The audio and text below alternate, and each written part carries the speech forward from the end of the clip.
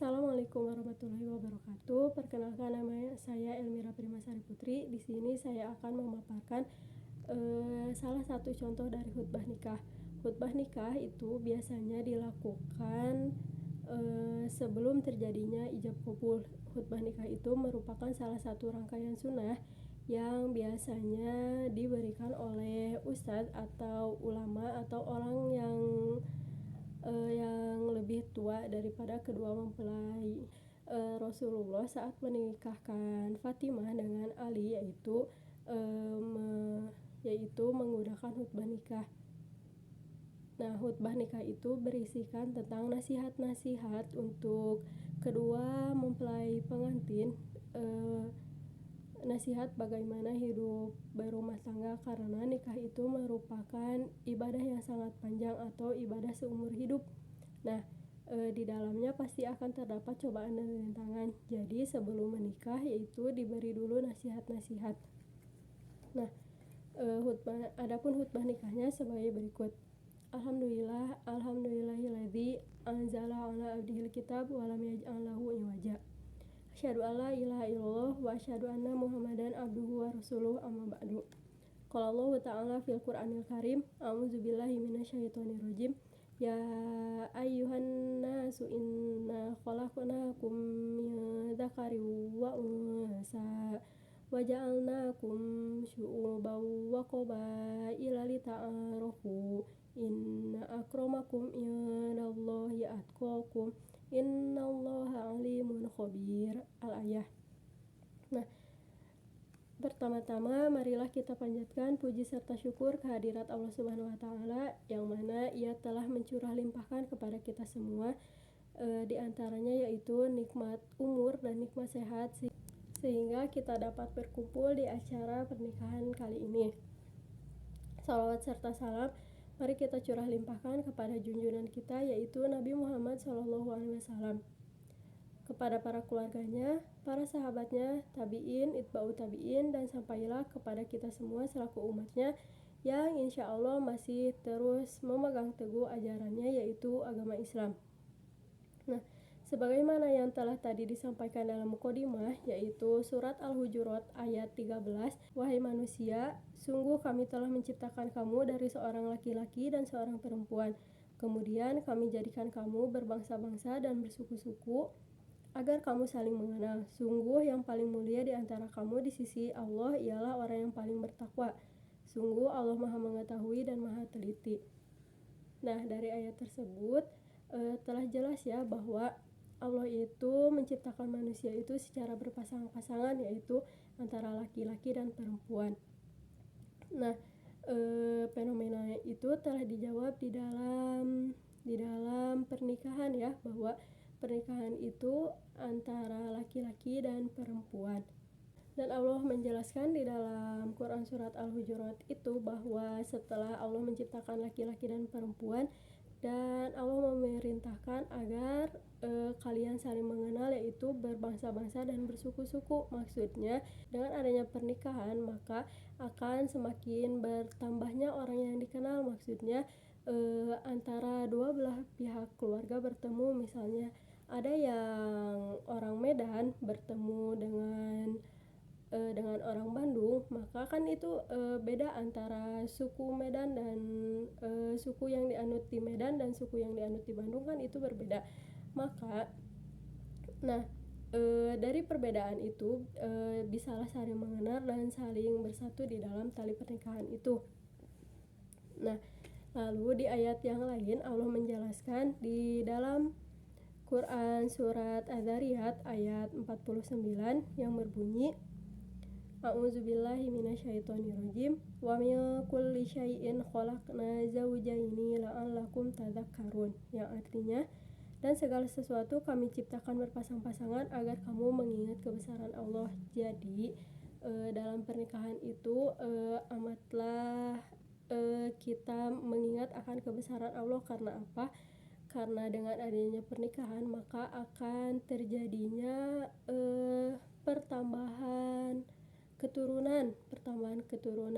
Bisa kita bayangkan Allah menciptakan Nabi Adam dan Siti Hawa orang pertama di muka bumi ini hanya 2 orang itu, lalu lahirlah Qabil, lahirlah Habil, lahirlah 2 anak perempuannya, lalu nah dari situ berkembang sampai sekarang, sampai kita tidak terhitung ya ada berapa orang, ada sekian miliaran, bahkan terdapat miliaran orang ya di dunia ini, padahal Allah menciptakan orang pertama itu Nabi Adam dan Siti Hawa. Nah dari situlah kita mengetahui kebesaran Allah, bahwa Allah itu maha kuasa, Allah itu yang maha menciptakan, jadi bisa sampai menciptakan beribu-ribu bahkan bermiliaran orang di muka bumi ini dengan cara pernikahan itu. Jadi keturunan itu semakin banyak dan banyaknya bangsa-bangsa, suku-suku.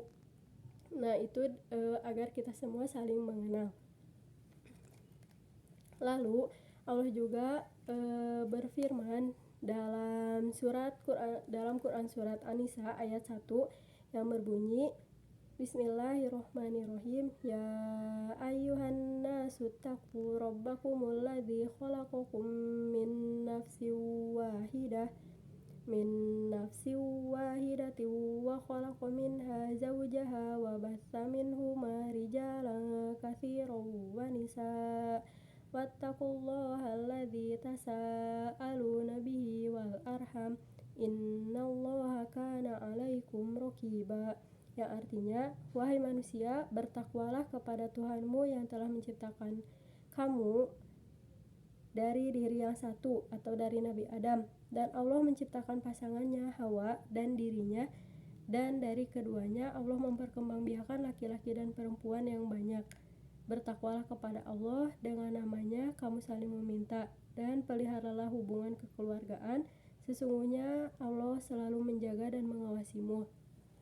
Nah sudah jelas ya dari Quran surat An-Nisa ini bahwa yang telah tadi dijelaskan bahwa Allah menciptakan pertama itu Nabi Adam dan Siti Hawa, lalu lahirlah anak-anaknya hingga sampainya kepada kita semua.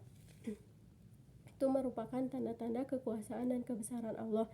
Ayat yang sudah tidak asing lagi tentang nikah yaitu Quran surat Ar-Rum ayat 21 yang berbunyi, A'udzubillahi minasyaitonirrajim, wa min ayatihi an khalaqalakum min anfusikum azwajan litaskunu ilaiha wa ja'ala bainakum mawaddatan wa rahmah inna fi dzalika laayatil liqaumin yatafakkarun. Yang artinya, dan di antara tanda-tanda kebesarannya ialah Dia menciptakan pasangan-pasangan untukmu dari jenismu sendiri agar kamu cenderung dan merasa tentram kepadanya, dan Dia menjadikan di antaramu rasa dan kasih sayang. Sungguh, pada yang demikian itu benar-benar terdapat tanda-tanda kebesaran Allah bagi kaum yang berpikir. Nah, sudah jelas ya di dalam Quran surat Ar-Rum ini bahwa nasihat untuk orang yang menikah itu yang pertama yaitu sakinah, mawaddah, warahmah. Nah di dalam ayat tersebut tadi dijelaskan bahwa dalam berkeluarga itu haruslah adanya rasa sakinah, mawaddah, warahmah. Sakinah yang berarti tenang, mawaddah yang berarti cinta dan kasih, warahmah yang artinya rahmat. Maksudnya itu semoga diberi rahmat oleh Allah Subhanahu wa taala. Karena menikah itu ibadah yang sangat panjang, jadi orang-orang mendoakan kepada orang yang menikah itu mudah-mudahan keluarganya menjadi keluarga yang sakinah, mawaddah, warahmah. Karena ketenangan, ketentraman di dalam rumah tangga itu sangat dibutuhkan, karena ibadah yang terlama itu yaitu rumah tangga. Lalu mawaddah, cinta dan kasih, semoga kedua mempelai saling mencintai dan mengasihi, kedua keluarga saling mencintai dan saling mengasihi. Lalu warohmah, sehingga diberi rahmat oleh Allah Subhanahu wa taala. Nah, 3 doa itu cukup cakupannya luas untuk mendoakan kepada orang yang menikah. Nah, lalu menurut Rasulullah bahwa dikatakan ada empat hal yang harus dilihat ketika memilih calon pasangan, yaitu sebagaimana hadis Nabi, tankihul mar'ah li arba'in, 5 liha walihasabiha wa jamaliha walidiniha far bidzatiddin taribat yadak. Nah, yang artinya tikahilah perempuan itu karena 4 hal. Yang pertama yaitu hartanya, yang kedua keturunannya, yang ketiga kecantikannya, yang keempat agamanya.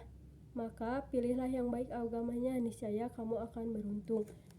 Hadis riwayat Bukhari dan Muslim. Nah, dari hadis tersebut telah dijelaskan oleh Nabi bahwa ada 4 kriteria yang harus dipilih. Yang pertama yaitu hartanya. Kita harus bukan berarti kita harus misalnya mematok misalnya untuk standarnya misalnya harus seperti ini, harus seperti ini, harus seperti ini. Tidak juga demikian. Namun kita harus juga melihat hartanya.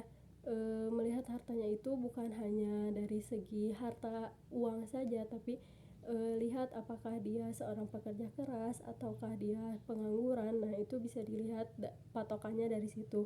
Yang kedua yaitu keturunannya.